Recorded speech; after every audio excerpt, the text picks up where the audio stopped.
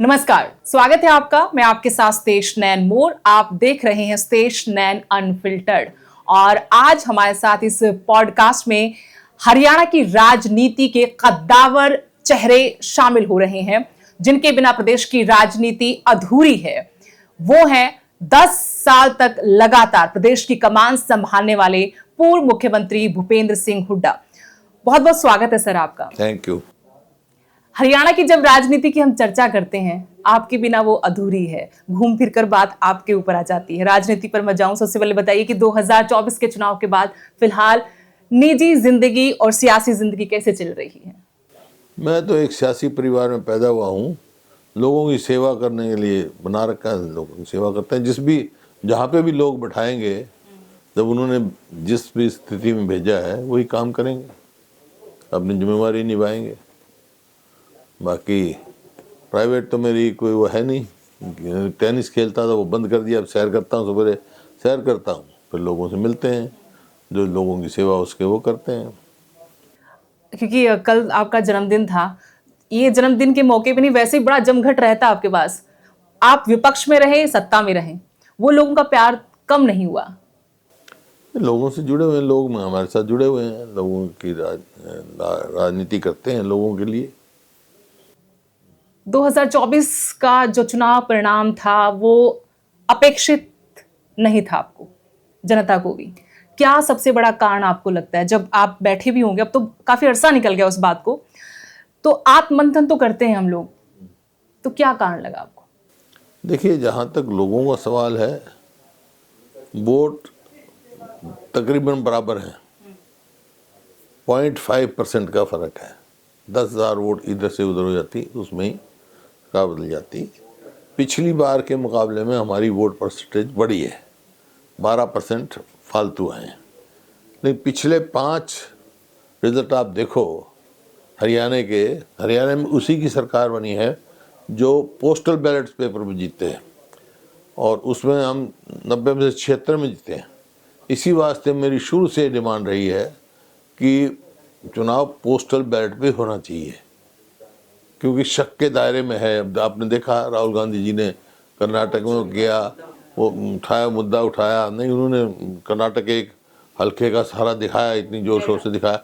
सवाल इस बात का है, जब कोई किसी पे सवालिया निशान खड़े हो जाए इस सिस्टम पे, तो विश्वास की बात है। तो इस वास्ते मेरा तो शुरू से ये है, पोस्टल बैलेट ही एक इसका वो है। लेकिन सर, क्या ये पॉसिबल है कि इतने बड़े देश में इतनी बड़ी चुनावी प्रक्रिया है, उसको पोस्टल बैलेट पे फिर से लेकर आए हम? तो पहले भी तो थे।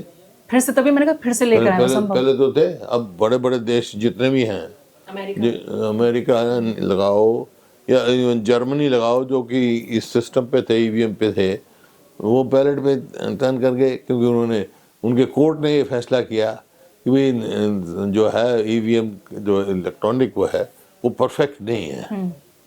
लेकिन आपके विरोधी कहते हैं कि पहले इन्होंने ईवीएम का मुद्दा छेड़ा, ईवीएम के ऊपर ठीकरा फोड़ दिया, अब ये वोट चोरी का जिन निकाल आए हैं। ये खुद कांग्रेसी तय नहीं कर पा रहे कि मसला क्या है, हार का कारण क्या है? राहुल गांधी जी ने कहा वोट चोरी क्या है। वोट चोरी तो फिर सारा है ना, मैंने बताया ना।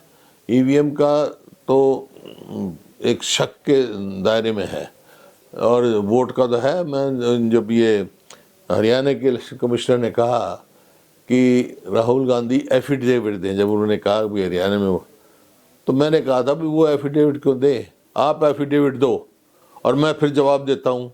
एक मकान पे 400 वोट बनी हुई हैं, कहाँ था तुम्हारा?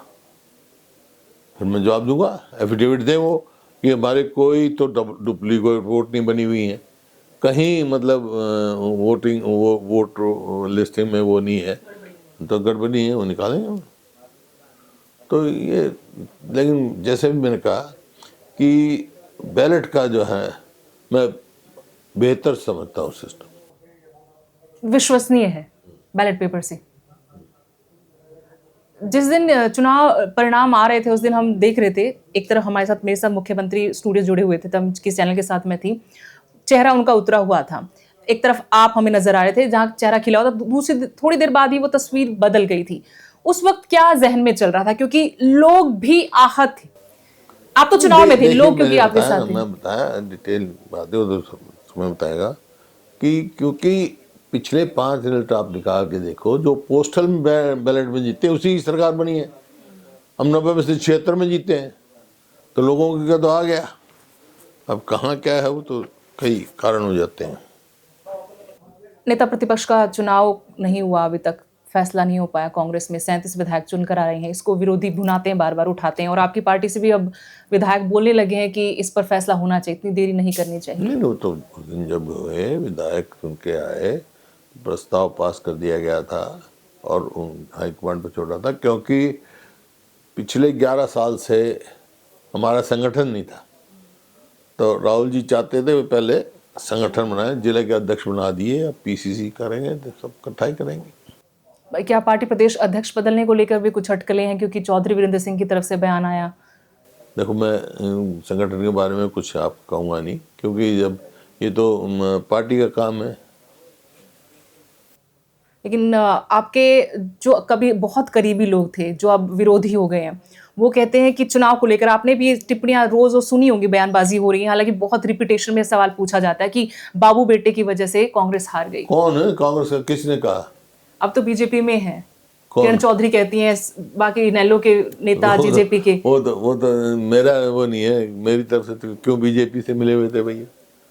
राज्यसभा के इलेक्शन में ये आपको मालूम ही है क्या कारण थे, तो उस चीज़ में मैं नहीं जाना चाहता। अब अपनी कमजोरी दूसरे पे थोपना बहुत आसान काम होता है। तो अपना फायदा देखकर पार्टी बदल के चले। छोड़ो, मैंने कह दिया, किसी व्यक्ति की मैं ज़्यादा वो नहीं करता, मैंने कह दिया उनको, आपको बता दिया भाई, पार्टी के साथ नहीं खड़े हुए तो छोड़ गए पार्टी।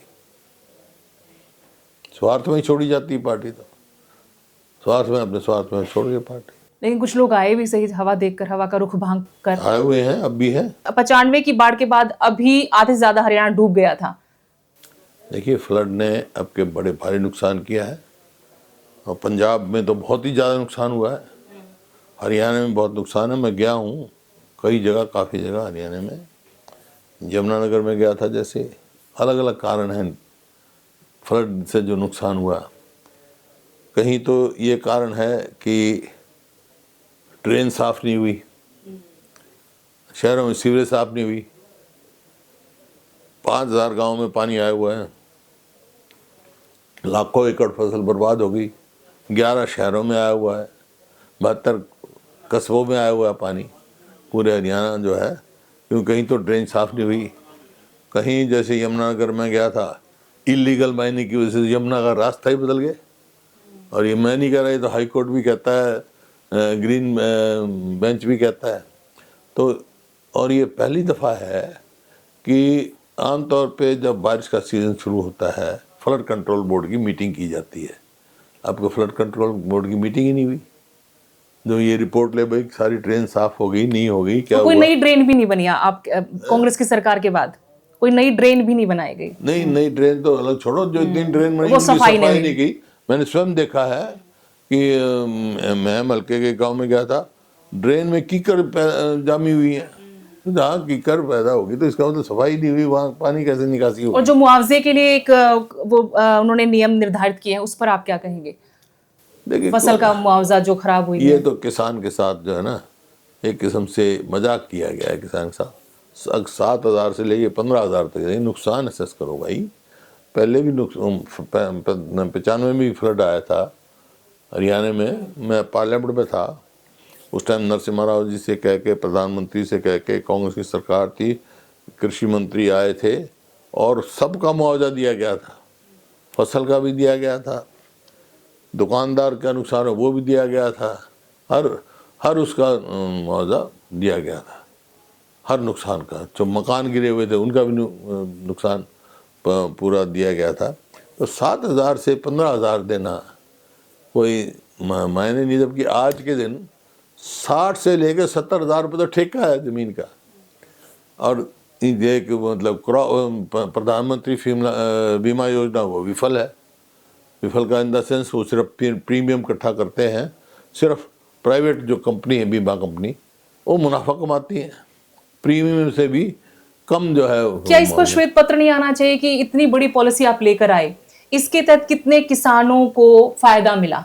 ये तो कई दफा हम कह चुके हैं, कितना कितना मुआवजा क्या मिला? बता लग रहा है? आता है ना, आता है, पार्लियामेंट में भी जवाब आया है कि जहाँ 23-24 में शायद 2,500 करोड़ मुआवजा मिला था, वो अब के जो है 24-25 में मेरे ख्याल में 300 से 400 करोड़ रुपए रह गया, मतलब कंपनसेशन। तो ये आपके सामने है, सिर्फ मुनाफा जो है कंपनी को हुआ है, किसानों को नहीं हुआ, क्योंकि प्रीमियम किसान भी देते हैं भाई, केंद्र सरकार भी देती है, हरियाणा सरकार भी देती है। तो आपके वक्त में जब आप मुख्यमंत्री थे, नंबर 1 हरियाणा के नारे गूंजते थे, हर जगह विज्ञापन भी आते थे। आज हरियाणा को आप कहाँ देख रहे हैं? देखिए, मैं ये देख रहा हूँ, जब हमारा था 2014 में सरकार छोड़ी, हरियाणा प्रति व्यक्ति आय में, प्रति व्यक्ति निवेश में नंबर 1 था। आज 18 बड़ी स्टेटों में हरियाणा नंबर 14 पर है। ये मेरी रिपोर्ट तो है, होम मिनिस्टर की रिपोर्ट है। आज सबसे असुरक्षित प्रदेश हरियाणा है। महिलाओं में सबसे ज़्यादा क्राइम अगेंस्ट हरियाणा में है। और क्या है फिर? लेकिन मुख्यमंत्री तो कहते हैं कि बदमाश या तो अपराध छोड़ दें या फिर प्रदेश छोड़ दें। तो बदमाशी तो नहीं खत्म हो रही। लेकिन आप, मुझे याद है कि जब आप पहली दफा मुख्यमंत्री बने थे, बहुत एनकाउंटर हुए थे एक के बाद एक, स्पेशली हिसार, झांसी, इधर की तो तरफ। बदमाशी तो नहीं छूट रही ना हमारा। तो मैं सिर्फ इसलिए पूछ रही हूँ कि आप हमारा सख्त कदम नहीं उठाना इसी चाहिए। वजह से तो था कि भाई बदमाशी छूट गई थी, तो इसी वास्ते तो इन्वेस्टमेंट आ रही थी। अब कोई इन्वेस्टमेंट नहीं आ रही। गुरुग्राम जैसा वर्ल्ड फेमस शहर है हमारे पास, लेकिन उसकी हालत आज है। वो मुद्दे जनता सदन में देखना चाहती है सर। सदन आएगा जब होंगे मुद्दे, उठेंगे, क्यों नहीं उठाते रहते हैं विपक्ष। कहाँ अब नायब सिंह सैनी के साथ भी आप देख रहे हैं सरकार चल रही है। एक मुख्यमंत्री थे मनोहर लाल जी, दोनों में से किसको बेहतर मानते नहीं, हैं? व्यक्तिगत मैं कभी नहीं करा करता बात। कोई टिप्पणी नहीं करना चाहते? हाँ, मैं व्यक्तिगत टिप्पणी नहीं करता हूँ। इसमें एक आरोप ये लगता है कि नारनौंद और उकलाना की सीट की वजह से कांग्रेस हार गई। इस बात में कितना दम है इस आरोप में? नारनौंद में भी कांग्रेस जीती है, उन 2 सीटों के जिताने के चक्कर में। उकलाना में भी कांग्रेस हाँ, जीती दोनों है। जगह, दोनों जगह कांग्रेस जीती है। उन 2 सीटों को जिताने के चक्कर में ऐसा आरोप लगाते हैं। आरोप कोई किसी को कुछ लगाओ, लेकिन तो ये तो पार्टी टिकट का फैसला पार्टी हाईकमांड करती है। कुमारी सैलजा जी से बातचीत होती है आपकी? कभी हुई? लास्ट टाइम कब हुई? हम पार्टी में लाइटर है, नोट। पार्टी में मेरे तो सभी से बात होती है, मेरी किसी से वो नहीं है। आपको लगता है कि वो 12 दिन जब कुमारी सैलजा घर बैठी प्रचार नहीं किया तो देखिए, उनको मैं बोलना कह चाहिए? चुका आपको, मैं व्यक्तिगत नहीं डिस्कस करता। अब वो तो उनका पार्टी जाने, पार्टी काम जाने, लेकिन सबको मालूम है किसने क्या किया। कोई गिला शिकवा नहीं किसी से? न किसी गिलास का क्यों होता।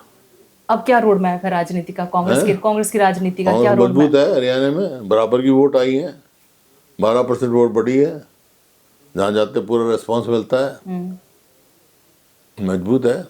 इनेलो की तरफ से अभय सिंह चौटाला बहुत मुखर होकर बोल रहे हैं और रोहतक में इस बार सम्मान दिवस रैली भी कर रहे हैं। पहले भी कई बार कर चुके हैं, इस बार में पहले में कोई फर्क आपको नजर नहीं आया? पहले भी कई बार कर चुके। आप उनके टारगेट पे रहते विरोधियों के सबसे ज्यादा? वो तो मैं पहले ही कह रहा हूँ, बीजेपी की बी टीम है वो आपको कहते हैं बी टीम में। जनता कंफ्यूज हो गई है। कंफ्यूजन कुछ नहीं है, आपको पता है कंफ्यूजन क्या है, सबको मालूम है। आधार किसका खत्म हुआ है, और कोई इसमें कोई, मैं तो किसी व्यक्तिगत बात नहीं करता, लेकिन गोपाल कांडा का वो वायरल हुआ जो उससे, उसके बाद कोई शक नहीं रह गया। पर जब ये सवाल मैंने पूछा इनेलो के नेताओं से कि गोपाल कांडा ने तो खुलेआम बोल दिया कि राणा की सीट को लेकर मनोहर लाल जी ने कहा था एक सीट तो कम से कम जिता दो, तो वो कहते भूपेंद्र सिंह हुड्डा भी इलाहाबाद में जाकर बोल के आए थे कांडा मेरा दोस्त है। क्या? कांडा मेरा दोस्त है। दोस्त तो मेरे सारे हैं, लेकिन मेरे को तो ऐसी इलाहाबाद में कोई कहने का मतलब नहीं मेरा। इलाहाबाद से तो कांग्रेस का उम्मीदवार जीता है, फिर कांग्रेस का अनर्गल बातें तो कांग्रेस के लिए क्या क्या है ना, मैं कांग्रेस का उम्मीदवार जीता है, हमारा उम्मीदवार जीता है। बड़ी मुश्किल से तो आपने वक्त दिया है। ये सवाल बहुत सारे लोग पूछना चाहते थे आपसे, आपके सियासी विरोधी भी जानना चाहते थे कि हुड्डा साहब की राजनीति अब आगे कैसे देखते? मजबूत है, कोई आज नहीं थोड़ा ये। हाँ। मजबूत है, कांग्रेस मजबूत है, कांग्रेस में हम हैं। अभी की सरकार को लेकर कुछ और कहना चाहते हो आप? मुख्यमंत्री नायब सिंह सैनी को लेकर कहते हैं कि दरवाजे खोल दिए मुख्यमंत्री आवास के। विफल सरकार है, कोई भी एक काम भी अचीवमेंट बता दो इनकी, कोई भी सरकार, 11 साल हो गए इस सरकार को, ये बता दो भाई हरियाणा में ये काम किया है, कोई नई संस्था लेके आया हूँ, कोई मतलब 1 इंच जो है, एक पोल मेट्रो का लगाया हो, एक कहीं रेलवे लाइन बनाई हो 1 इंच, कोई भी तो बताएं। पर जहाँ चुनाव आया तो जो ये अपने 52 लाख के करीब वो थे कार्ड, वो बढ़ा दिए और फिर कट गए। फिर अब 10 कट गए। तो आपके सरकारी राशन का 52 दाम लाख बढ़ा। जो गरीब आदमी थे वो बढ़ के 2 करोड़ 13 लाख हो गए। अब उनको काट रहे हैं, पता जितने भी थे वो कार्ड 10 लाख से ज़्यादा कार्ड काट चुके हैं। एक आखिरी सवाल आपसे पूछना चाहती हूँ, जब किसी बड़े नेताओं से हम बातचीत करते हैं, हरियाणा को लेकर एक उनके पास परिभाषा नहीं होती कि वो सिर्फ ये कहते हैं कि हम विकास कर रहे हैं, बहुत काम चल रही है, योजनाएं चल रही हैं, लेकिन हरियाणा को जिस रफ्तार से हमने पीछे देखा था वो रफ्तार अभी हमें काम में नजर क्यों नहीं आती? यही मेरा सवाल हाँ। है, वो मेरा ये भी सवाल है आपसे, फिर ये क्यों नहीं दिखाते आप? ये दिखाते हैं। मैं तो दिखा नहीं आता कि सड़कें दिखाओ आप टूटी हुई, ड्रेनों में जाके कीचड़ जामी हुई दिखाओ, यमुना का रास्ता बदला हुआ दिखाओ, जो स्कूल की बिल्डिंगें गिर गई वो बताओ, घर जितने गिर गए, स्कूल मकान गिर गए, जो स्कूल बंद हो गए वो दिखाओ, तो फिर तो मैं कहूँगा हाँ भाई। ये बड़ा मुद्दा उठाया आपने, स्कूल कितने मर्ज हो गए, कितने बंद हो गए। हाँ 5000 स्कूल मर्ज हो गए, कोई छोटी बात है क्या? हजारों स्कूल मर्ज कर देना तो कहाँ शिक्षा का बढ़ेगा? कोई बड़ी शिक्षण संस्था नहीं आई। जितने नेशनल हाईवे हैं आज हैं 90% हमारे टाइम के मंजूर है, बहुत सारे ट्री कटिंग हमारे सामने हो गई थी। कोई तो एक अचीवमेंट हो तो मैं ऐसा आदमी हूँ कि आप उसको वेलकम करें, बताएं। वेलकम करूँगा, क्योंकि मैं चाहता हूँ मेरा प्रदेश तरक्की करे। आपने वो जो सपने बुने थे, आप ट्रिपल टाइम सरकार बनाने का सपना भी था। सरकार बनाने ना बनाए, सरकार को प्रजातंत्र में कोई बड़ी बात नहीं है, सरकार बनना ना बनना वो तो कई होते हैं, लेकिन प्रदेश का विकास हो, लोगों को रोजगार मिले, कानून व्यवस्था अच्छी हो, इन्वेस्टमेंट आए, ये सबका फर्ज बनता है, हमारा भी बनता है। हम भी कोशिश करते हैं कन्विंस करने का, नहीं भाई कोई नहीं, आओ आगे ठीक हो जाएगा। क्योंकि हम जब जनता परेशान होती है तो सारी नजरें कांग्रेस की तरफ आपको होती। नजर नहीं आता क्योंकि विधानसभा में 6 बार एडजर्न करनी पड़ी विधानसभा, कानून व्यवस्था को लेकर जब हम एडजर्नमेंट मोशन लेते हैं, और दबाव क्या होता है सरकार का। लेकिन आज बाढ़ में बहुत बेहाल थे लोग, पूरा विपक्ष था, सरकार नहीं थी। सरकार की विफलता ही तो बता रहा हूँ मैं, खाली ये नहीं है। देखो आपके बारिश भी ज्यादा हुई है, इसमें कोई पहले दो से राय ज्यादा। नहीं, लेकिन खाली बारिश की वजह से हमारी इतना फ्लड नहीं आया है। This is not only God made but man made also. चलिए, बहुत बहुत शुक्रिया हुड्डा साहब, आपने वक्त निकाला। Thank you.